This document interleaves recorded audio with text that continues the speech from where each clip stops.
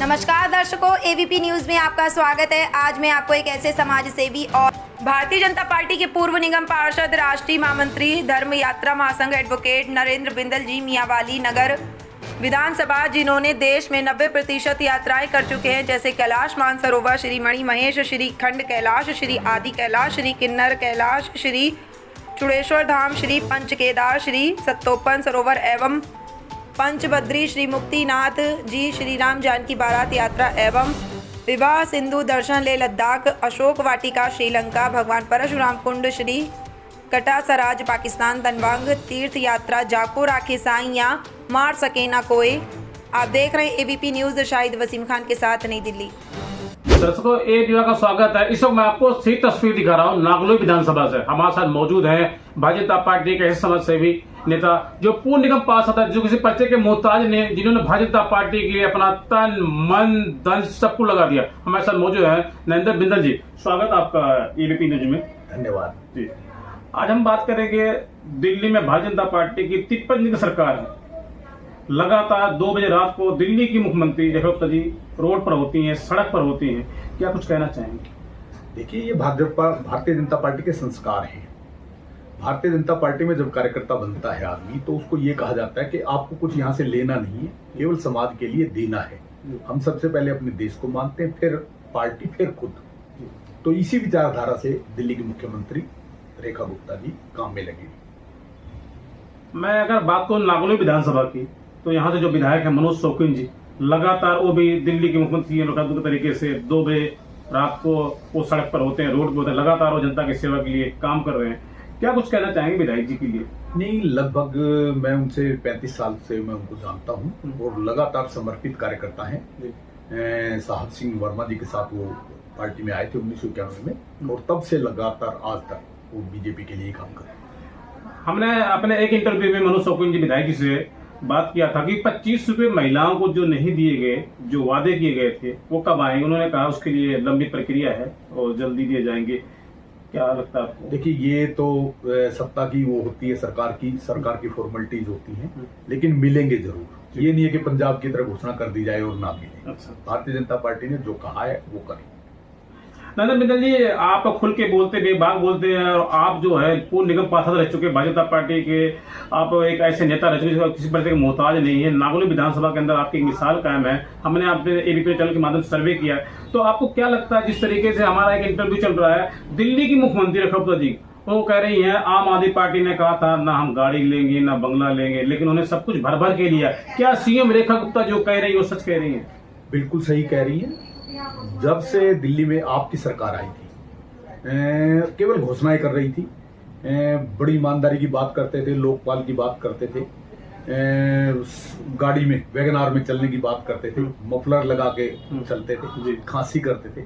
खांसी तो ठीक करवा दी मोदी जी ने उनको दक्षिण भारत भेज के, लेकिन दिखावा ज्यादा था और काम कुछ नहीं किया, केवल हवाबाजी उन्होंने की है। मैं ये कहूंगा कि भाई दिल्ली को उन्होंने 10 साल पीछे ले गए। बिंदल जी, आप खुल के बोलते और बेबाक बोलते हैं, इसलिए मैं आपसे सवाल पे सवाल कर रहा हूं। मेरा आपसे कुछ खास सवाल है, कुछ खास मुद्दे मैं चर्चा करूंगा। नागलोई विधानसभा के अंदर पिछले मैं 7 महीने से विधानसभा के अंदर लगातार काम कर रहा हूं।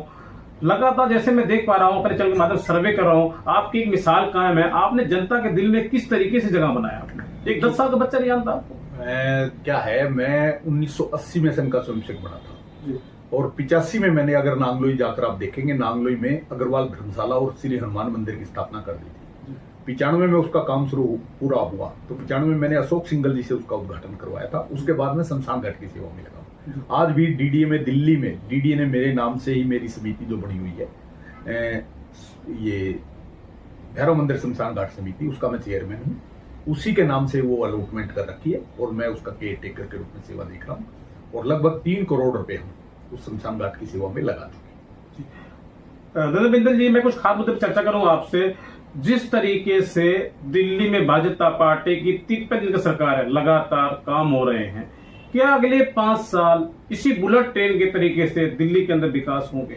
बिल्कुल, ये बिल्कुल सत्य है, क्योंकि भारतीय जनता पार्टी के कार्यकर्ता को यही प्रेरणा दी जाती है कि अपने लिए नहीं, देश के लिए काम करें। मैं आज बात करूंगा 2 दिन पहले अभी एक इंटरव्यू हुआ है, मनोज तिवारी जो सांसद हैं, लोकप्रिय सांसद जिनको दिल्ली नहीं पूरा हिंदुस्तान जानता है, उन्होंने कहा कि 5 साल के अंदर दिल्ली की तस्वीर बदल जाएगी। क्या वो मनोज तिवारी जो सांसद जी कह रहे हो सच कह रहे हैं? बिल्कुल बिल्कुल ठीक है। दिल्ली में क्योंकि ट्रिपल इंजन सरकार है, आप देखिए दिल्ली से आप कहीं भी निकलते हैं तो सड़कों का जाल जो भारतीय जनता पार्टी के केंद्रीय सरकार ने बनाया है नितिन गडकरी जी के मार्गदर्शन में, आज दिल्ली में सड़कों पे जो जाम लगता था उससे मुख्तारा में मुक्ति मिली। और आप देखिए मेट्रो की जाल धीरे धीरे बिछाया जा रहा है। हीरागढ़ी में मेट्रो शुरू होने वाली है, ये आउटर रिंग रोड पे पंजाबी बाग हो गई है, नांगलोई तो सबसे पुरानी है मुंडका की।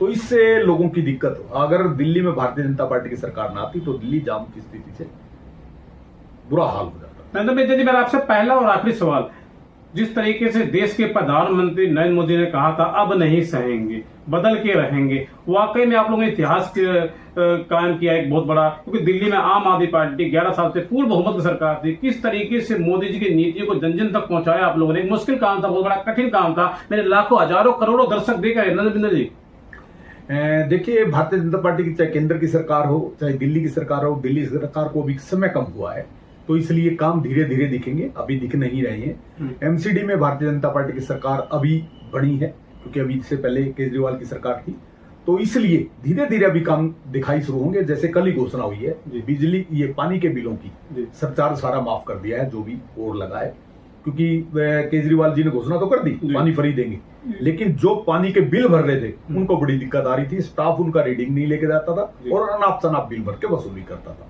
तो उस पर रोक लगाने के लिए सारा सरचार्ज खत्म कर दिया, केवल ओरिजिनल बिल दिए जाएंगे। इसी प्रकार के अनेक कार्यक्रम भारतीय जनता पार्टी की सरकार करने जा रही है। मैं आज बात करूंगा जिस तरीके से बिहार के अंदर देश के प्रधानमंत्री नरेंद्र मोदी जी की मां को गाली दी गई, अपमानजनक शब्द यूज किया गया, प्रयोग किया गया, क्या बहुत बड़ा निंदनीय है? नहीं है, ऐसा कहना चाहिए? देखिए, ये हताशा है विपक्ष की, क्योंकि भारतीय जनता पार्टी के नेतृत्व में 11-12 साल में जो काम हुए हैं वो राष्ट्रहित में सारे काम हुए हैं। चाहे वो धारा 370 का हटना हो, चाहे वो वक्फ कानून मतलब ये को खत्म करना हो, 3 तलाक को खत्म करना हो, धीरे धीरे हम सामान्य सिविल कानून भारत में लागू करने जा रहे हैं, स्टेटों में लागू शुरू हो गया उत्तराखंड से, जो देश की एकता के लिए जरूरी था, क्योंकि 1947 में द्विराष्ट्र के सिद्धांत पर देश का विभाजन हुआ था। लेकिन धीरे धीरे पुनः भारत में घुसपैठ के माध्यम से जनसंख्या का असंतुलन जो होता जा रहा था उसको रोकने के लिए, घुसपैठ पे रोक लगाने के लिए, और ये सारी जो समस्याएं हैं, जो SIR का मुद्दा है, चुनाव आयोग सही काम कर रहा है, लेकिन उनको डर है कि मुस्लिम समाज को एक वोट बैंक के रूप में वो प्रयोग करते हैं। मुस्लिमों की तरक्की का उनको कोई ध्यान नहीं है, वो मुस्लिमों को कट्टरपंथी बनाना चाहते हैं, जो देश के लिए बहुत खतरनाक है। नरेंद्र बिंदल जी, मैं आपसे कुछ खास मुद्दे चर्चा करूंगा, आप खुल के बोलते बेबाक बोलते, इसलिए मैं आप सवाल कर रहा हूं। मेरे लाखों हजारों करोड़ दर्शक देख रहे हैं, जिस तरीके दिल्ली में भाजपा पार्टी की 53 दिन की सरकार है, क्या आपको लगता है इसका सीधा सीधा असर बिहार चुनाव मिलने वाला है? हाँ, बिहार के चुनाव में तो बिहार की जनता ही इस समय जागरूक है।